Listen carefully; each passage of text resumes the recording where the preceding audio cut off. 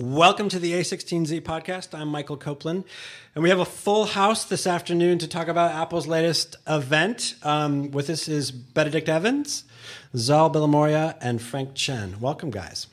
Hello. Hi. Thanks. Benedict, you've just returned from Cupertino and the packed hall there filled with applause and excitement. Let's take things in order. We start with the iPhone. Bigger, larger number. There was a plus. What's the takeaway here? Yeah, iPhone 6 Plus does sound like kind of like a Microsoft product name, doesn't it? iPhone 6 Plus Professional Edition with Office. Right. 2014. Yeah, exactly. 2014 edition. So I thought the phones were relatively predictable, especially given how much had been leaked in advance. And of course, equally, what hadn't been leaked didn't show up. Right. So no big surprises there. It's become pretty clear that a large part of the high-end market wants a bigger phone and is willing to sacrifice the sort of ease of reaching across it with a thumb. And so Apple has gone there. And so we have two new models, one of them which is, I think, 4.7 inches, which is basically a big phone, and one is more of a kind of a phablet size. The interesting thing, I think, is that Apple in the last couple of years has evolved iOS 7 and iOS 8 to get away from pixel-perfect layouts so that it's now technically possible for them to flex the size of the screen, which wouldn't have been possible 2 or 3 years ago because the apps just wouldn't have worked. So what they're actually doing is these devices have higher pixel density and more pixels. And if you run an app that doesn't know about these new things on it, it basically just blows them up. But the pixel density is so high that you really can't tell. And so the text is just rendered as text because the operating system knows that it's text. Any graphical elements are just blown up. But the definition of the screen is so high and the increase in scale is sort of small enough that you actually can't tell at all. So they're actually demoing these phones with apps that haven't been updated for this new size. The developers didn't know about it, and you really can't tell. Obviously, there's more space that they could potentially take advantage of, but other than that, you can't tell. So there's a really smooth transition there, I think. And the obvious takeaway is that this is a competitive problem for Samsung. Right. Because what you've seen at the high-end segment, and bear in mind what Apple hasn't done is change their pricing policy at all. So there's a one that's quote free unquote on a 2-year contract in the US, so $450 phone, which is still high-end. And that's and that goes from the 4S to the 5C. And then the 5S drops, the last year's flagship drops $100. And then there's a new flagship. And then there's the Plus, which is the larger one, is $100 more. So it's in the US, it's free $100, $200, $300. Outside of the US, it's $400, $500, $600, $700, or whatever the pricing turns out at. So the interesting thing here is, as I said, we're saying that when you look at the high-end segment, that Apple is really the only place Apple competes. They've probably only got around half of that segment, and the other half is high-end Android, and almost all of that high-end Android is with bigger screens. And so is it an acknowledgement? I can remember, Apple always does this, but they're dismissive of something that they don't do. So larger screens are like, yeah. No one wants an iPod that can play video. Right. Until they do it, right? No one wants a tablet with a smaller screen. You'd have to get a pencil. This is Steve Jobs said, you need a pencil sharpener for your fingers to use a 7 or 8 inch tablet. Right. Well, everything is wrong until it's right, and everything's right until it's wrong. Who cares? Clearly, what's emerged is that people are willing to use these slightly larger screens, and because of all the stuff that you can do on them. And so Apple has just shifted. They shifted twice. Once they made the iPhone 5 look slightly bigger, and now it's slightly bigger again. It's worth noting, incidentally, that the phone itself is very thin. It's noticeably thinner than the 5, so the overall weight is that much smaller. It seems like effectively the metric we've gone from is the length of your thumb to the size of your pocket. Right. And of course, with a phablet, 50% of the buying population is going to put that in a bag. So again, it doesn't really matter at all. Right. What I found interesting actually is that Apple's foray into China was supposedly the 5C, and that really didn't go anywhere. And the 6 Plus with phablets seems to be the right way to potentially go into and get into Asian markets finally. I wonder how it's going to do in the US, but I think it's mostly the Asian strategy. It does feel like when you look at the numbers, the phablet has done very well in South Korea, well generally in East Asia, gone really nowhere at all anywhere else. It's sold a little bit, but not very much. And so Apple is effectively addressing that segment, and also, of course, addressing the mainstream market that just wants a slightly bigger phone that can show slightly more stuff. And what they're not, of course, doing is coming out again with a new, cheaper product that can go into the Chinese market. Now, it will be interesting. I would suspect that the $100 cheaper iPhone 5S will do a lot better in China than the 5C did last year at the same price. The dynamic in China was if you can afford $500, it was actually a lot more than that because of all the taxes. If you could afford what the 5C cost, you could afford the 5S, and you didn't want to walk into a nightclub with a cheap one. Right. Because you're already in a very non-price sensitive segment. Very quickly, iOS 8, did you guys see anything that changes? There's nothing new. There's nothing new there. They just did a brief recap of the features. Right. Obviously, they've adjusted it to include support both for watches and for payments, which we're going to Well, go that into is next. a perfect segue into sort of what from the gasps and the oohs and the boos in our room with the big news of the day. So payments and the watch. Let's start with payments. Outline us for us what have they was done? Announced. So much like you can kind of see the building blocks that they've had there before with a secure element for the fingerprint. So the way that this works is you buy a new iPhone, you log in with your Apple account that you've already got, and it automatically loads the credit card that you have in iTunes into it. If you don't already have a credit card in iTunes, then you can wave a credit card in front of the camera and it will acquire it into the system. And then there's a couple of moving parts. First of all, they have a deal with Visa, MasterCard, and Amex to support this, but your issuing bank has to support it as well. So it's not enough just to be a Visa card. It has to be a Visa card from Citibank or from one of the US institutions, and it's US only that supports it. Then the other part of the moving part, so you've got the card, then once you've acquired the card into the device, you go into a store, and the store has to have an NFC, which is this very short-range wireless technology that's been around for a decade and gone nowhere, which we'll talk about in a moment.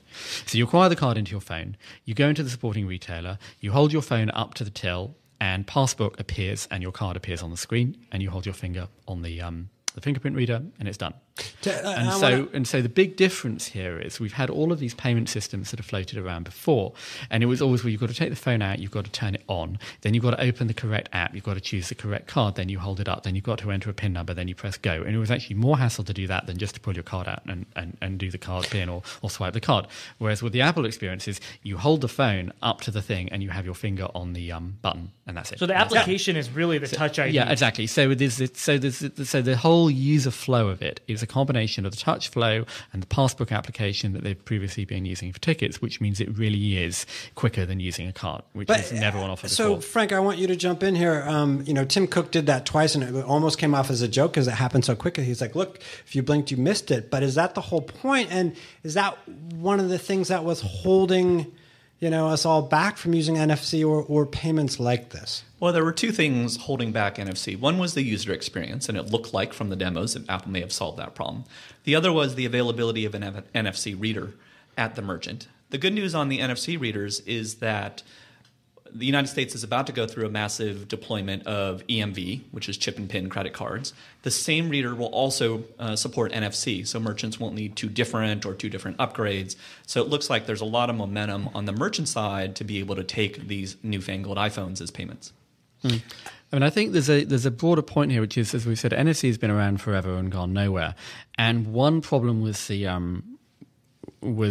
lack of the right user experience in the device. The other was there was just this general lack of momentum or critical mass behind adoption anywhere. So the retailers didn't have couldn't read them and had no incentive to get them. And now the US shift to EMV gives them an incentive for that.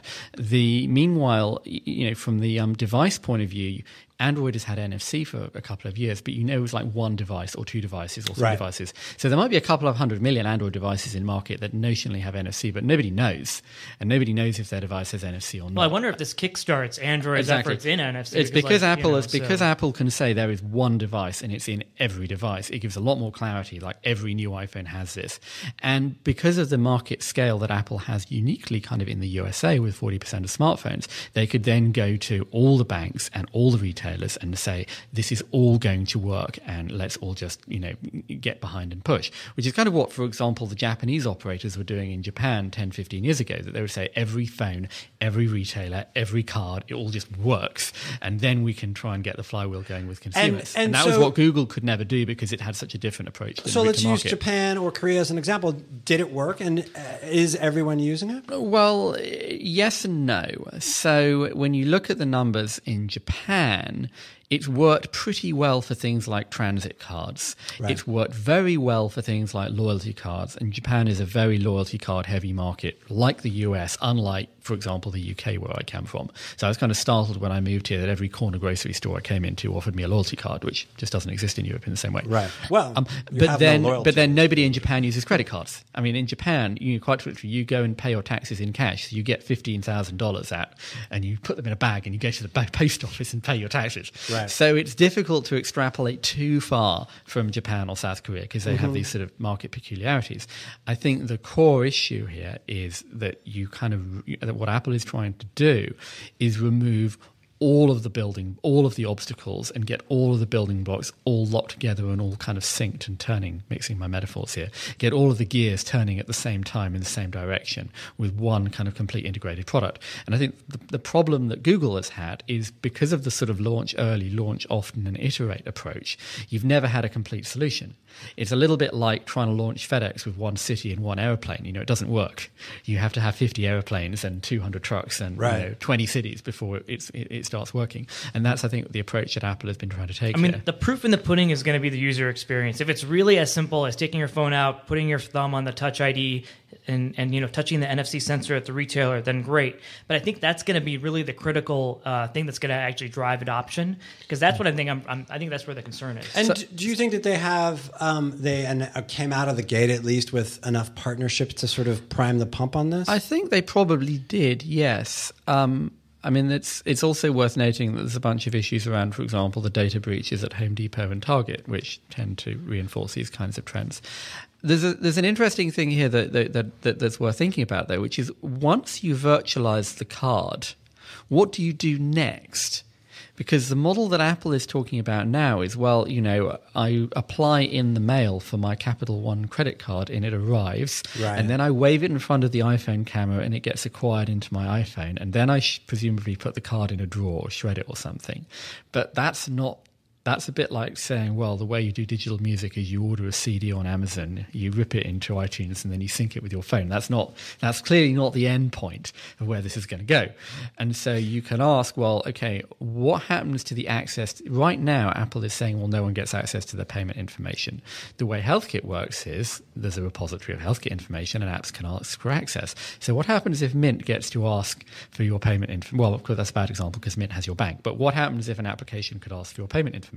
What happens if I could download the American Express application and it can say, can I see your payment information? Oh, I can give you a better deal. Press here, and then in 15 seconds later, a new American Express card arrives on your phone.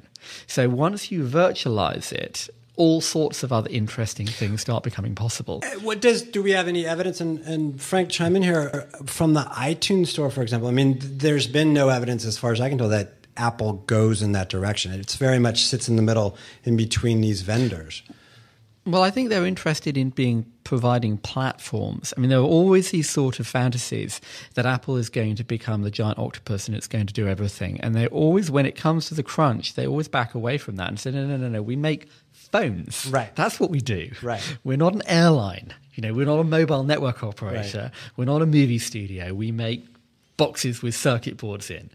And we were talking about this earlier, that you can describe Apple as a sort of club where the price of membership is buying a new box every 2 years, and the benefits of being a member of the club keep expanding in terms of all these sort of incremental services. And a box edges. Being a phone or an iPad. Phone or an iPad or a watch, which we'll come on to in a moment. The other interesting thing we should just kind of put on the table to talk about is that there is an API for Apple Pay. So your iPhone app can, instead of requiring you to type in your credit card number, it can just ask for the credit card that's on the phone. So there's a buy with Apple Pay button in your app, and up comes a little panel with a fingerprint scanner and says you're going to pay Uber $35, and you put your finger on the scanner and it goes through. Describe for me or translate for me, Apple Pay is sort of analogous to what we have in the world today. Is it like PayPal? Is it like... No, I don't think so at all. I think it's well, this is kind of my point about how far Apple moves into adjacent value chains, which is they kind of don't. Apple didn't become a music label, for example. Right. They replaced Tower Records. They didn't replace Universal Music or EMI. And they're not replacing Citigroup here with the way PayPal would. Right. They're riding the credit card rails that already exist. Exactly. Yeah. Right. They're just taking that piece of plastic. And basically Apple kills little pieces of plastic. So they kill floppy disks and then they kill CDs, and now they would like to kill your credit card. But the card, the actual doing of being a credit card company is not about supplying you with little pieces of plastic. It's running a payment network and thinking about fraud and credit risk. Well, and offering you credit and exactly. and charging That's you. what it is to be a credit card company, and Apple has no interest in doing that. Right. Any more than they have any interest in, sending guys with interesting haircuts to nightclubs at 3 a.m. to look for bands. They don't want to do that. They just want to sell the MP3s. Yeah. But they do want to be your wallet. And if you contrast what's happening in Apple land with what's happening in Android land, if you've tried NFC payments in Android land, you have lots of stakeholders with their own applications clamoring to be your wallet. So you have ISIS, now known as Softcard. You have the carrier itself had a wallet, Sprint Wallet. You had Google Wallet wanting to be the wallet. And basically, it's like when you have to choose an application to handle an application type, right? You get to the terminal to say, which wallet do you want to handle this? In Apple land, it's going to be Apple. And the smoothness of the user experience you can deliver when there is one dominant wallet as opposed to 5 or 6 clamoring to be your wallet is going to be hard to beat. Yeah, I was going to ask, before we move on to the watch, I mean, do you think that, we're going to start seeing people swiping their iPhones at stores or touching it, whatever the action is? I think you're going to see a lot of people using it. Yeah, I mean, the combination of the ease of use, I think, is the interesting part. This has always been the question, both with payments and with watches, it's not so much the what as the why. Yes, you can put a card into a phone. You've been able to do that for 5 years. Now, Apple has made that easier. They haven't given you any sort of compelling reason why you do it, other than that it's sort of less hassle than taking your card out and swiping it. And for the last 10 years, people have said, well, it's not that much hassle to take your card out and swipe it. Right. That ain't broken. It's not broken. It's not broken. Right. And I think this is whereas, say, for example, the record industry was broken because they made you buy 10 tracks instead of the one that you wanted, for example. So you think, well, okay, so there's nothing wrong with this way of doing it as opposed to the other way of doing it. And you'll see people doing it. It's not quite clear what massive problem this solves from an end user, other than, well, it takes you a bit longer to take your card out of your wallet when you get to the store. Although I have gone to stores where I had forgotten my wallet, my plastic, but I had my phone, and I was just so frustrated that I couldn't pay. So for people who, like me, are very absent-minded, it's awesome. Well, this gets me back to the point I was making earlier about, well, what else can you do once you've virtualized the card? Because if you could get to the point that, I could get a card in 5 minutes instead of, or if I lose my card, if I could get the thing in 5 minutes instead of waiting for the mail. I mean, maybe that's the point, that this isn't so much about killing the card, it's about killing the paper mail, where you've got to wait for the thing to arrive. To take a very common analogy, this is probably more of a vitamin than a painkiller at this point, right? You're talking about, what is truly mobile payments? Getting into, ordering a Lyft card, getting into it, and then not having to take your phone out. They automatically charge you, and you send the rating in after the fact. That is truly mobile payments.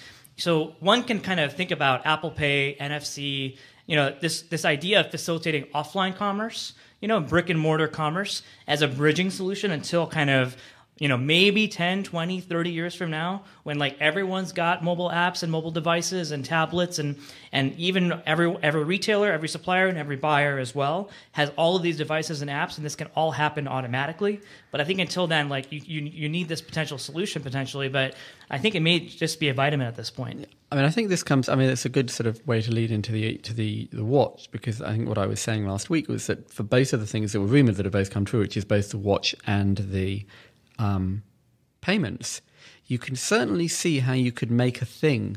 The question is, and the thing might be really good, but it's not entirely clear why you want the thing in the first place. It's worth talking about this vitamin versus painkiller thing from the merchant's point of view. So something very interesting is happening next October, which is liability shift. So what the liability shift means is who owns the liability when you have a fraudulent credit card. Today, it's the card associations or the issuing banks. In October 2015, that will shift away from the payment networks to the merchant or the card issuer. And so if you don't have one of these EMV or NFC devices and somebody swipes a fraudulent credit card, all of a sudden you as the merchant for the first time are responsible for the losses as opposed to just pawning it off on your card issuer. And so when that shift happens, the merchants definitely have a painkiller here, which is they'd love for you to use your iPhone or another NFC device because then they can't own the fraud associated with somebody owning a fraudulent credit card. And again, for security reasons, if I lose my phone, it needs my fingerprint to associate with my phone and make a payment. And it seems fairly... Yeah, so I mean, we can dig into this a little bit more. So basically, the phone does not have your card number on it. Right.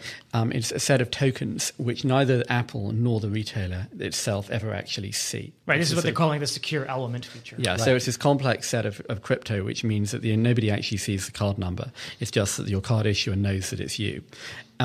Which, of course, speaks to the problem that we saw at Target of Target systems being hacked. Well, in this case, Target would never have seen the cards in the first place. Right. It also means that if the phone disappears, even if it's unlocked, somebody can't get your card numbers off the phone. All they've got is these things. And of course, equally, Apple, you can wipe your phone remotely With the remote wipe. with a remote wipe, so you can just kill phone it. is dead. And your cards have not been stolen, so you don't need to cancel all of your cards. You just remote wipe the device. The other part of this that is very different from Google is that Apple doesn't know, at least according to Tim Cook, what you bought, how much you paid for it. I mean, there's none of that sort of loop of information. Exactly. Well, this is the interesting thing about health as well. So Apple is making this repository in iOS 8 that stores all the health information from a watch, from any wearable that you have, anything you input into it. Any app on the device can ask for that with permission. Apple never sees it. And that's obviously very different from the Google approach. And it's something that Apple seemed to be trying to build up as a marketing point. Obviously, we saw Microsoft try and build privacy as a marketing point and kind of fail. But Apple is kind of keep circling around and coming back to this point that we don't need to know anything about you. Our business model does not depend on us knowing stuff about you. I mean, it's not clear how much real consumers actually care about this stuff, but it's kind of an interesting point of difference. Yeah, right. Apple's made the money it wants to make from you as soon as you buy the iPhone. Right. It doesn't need an ongoing stream of advertising revenue on the back of that for it to make its business model work. So the watch, did you, Benedict, pick one up, put it on your wrist, wave it around? Picked it up, put it on my wrist. It's not finished. The one that you can wear just has a looping video. The one that you can look at is firmly on the wrist of the Apple employee, and they're in a scripted tree that they don't deviate from. So you can point at that app, but they won't open it for you. Uh-huh. So it ain't done yet. So But, they've said it's not done. It's not shipping until the spring. So there's a couple of observations. One is it comes in two sizes. The small one is perfectly small. It doesn't feel like you're wearing a brick on your wrist. It's not, it's not a $5 quartz watch that's incredibly tiny and plastic, but it's not a big lump anymore. They're not talking about battery life at all, and they've not given any technical specifications. They kept saying all day, all day, all day, but they clearly expect you to charge it every night. Every night is kind of okay. And the Android stuff on the market, most of them seem to more or less make it all day. And since Apple has obviously much tighter control of the hardware and software, you'd expect them to do a bit better. I mean, they tend to do 10 or 20% better with the phone, so they should do that on the So to be clear, it sounds like this watch will last a day. It should do, yeah. That's certainly what they're promising. To me, this seems like an accessory. Right? Yeah, so it's not a replacement. It's not a replacement. Well, yeah, but Android Wear isn't kind of a replacement either. There's a basic battery issue here, which is you cannot stick a 3G chip in a device that small with a color screen and have it last all day. It just, it's really, really hard to do that at the moment. So all of these things need some kind of other thing, which means a phone, and this needs to be run from an iPhone, just as the Android Wear needs to be run from an Android from an Android phone. Now that said, there's a really big philosophical difference, because if you look at Android Wear, it is really essentially a remote screen for Android. I mean, it's all you've been wearing one for a while, but fundamentally it's about displaying and interacting with notifications on the device, plus a few other things like Android, like Google Now, and they've just started rolling out an SDK that lets people start writing apps for it, but that's kind of a secondary focus. For Apple, this is a standalone device. I mean, except that it's got like a remote modem in form of the Well, iPhone. You can put apps on it. It's got a full-on UI for choosing different apps. It's much more of a little computer. It's a standalone device or devices. We were talking about what sort of buckets does it fill as a watch? It's a bit more like Apple TV as opposed to Chromecast. And again, Chromecast is just a remote display. Apple TV is more like a little thing of its own, which you sort of need in an iPhone at some point, but you can kind of use it without as well. And I think that's the same thing here. And it's a platform.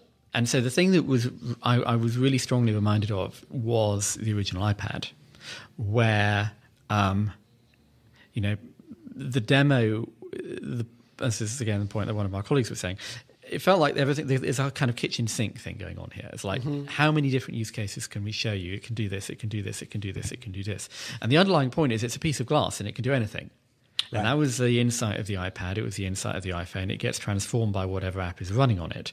And so then when Apple launched the iPad, they were like, well, it can do spreadsheets, it can do books, it can do video, it can do the web. It's like, we didn't really know what people are going to do with it. So let's just show you a whole bunch of things you can do and see what sticks. And it's pretty clear in hindsight that, for example, Apple probably wouldn't have bothered doing books, Right. That was just kind of a hedge. I mean, and they made a keyboard. They made a keyboard for the original iPad. They don't sell anymore because that turned out that you didn't need that. And that was the same thing you saw here. It's like it's a little piece of glass on your wrist. Well, what can you do with it? Well, you can do anything. It's got Unix and a CPU on it, or whatever you can do on a piece of glass that size. It can do. So let's try and work out what that might mean. Whereas Android Wear is much more kind of reflecting the two companies' philosophies. Android Wear is an endpoint for the cloud.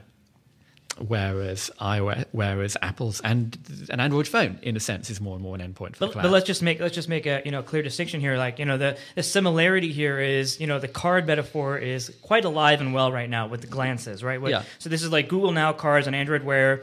Apple's calling glances. You have these, lightweight apps that can be, whether it's a fitness app, an exercise app, a workout app, a clock app, whatever the case might be, and you swipe and you can kind of have that kind of really lightweight experience that Android Wear also has that I've been experiencing with the watch that I've been using. Yeah, I think that's right. I mean, you can kind of over-systematize this. There is just kind of that slight difference in philosophy that Wear kind of needs to be lit up by Google, whereas the Apple Watch doesn't really need to be lit up by something somewhere else in quite the same way. And so, but it requires an iPhone 6 or an iPhone 5. Yeah, you need something to kind of enable it in some way. But it's not a GPS. remote. But it's not a remote screen in quite the same way that Android Wear. They saw those people running. They saw those people running in the video, and they were using the watch. They had to have an iPhone with them because the GPS, had to be required in order for them to be able to run their various routes. Right. Yeah. Right. I mean, the way I think about it is, look, Apple wants you to be part of the club. They want to have as many products in that club to make club membership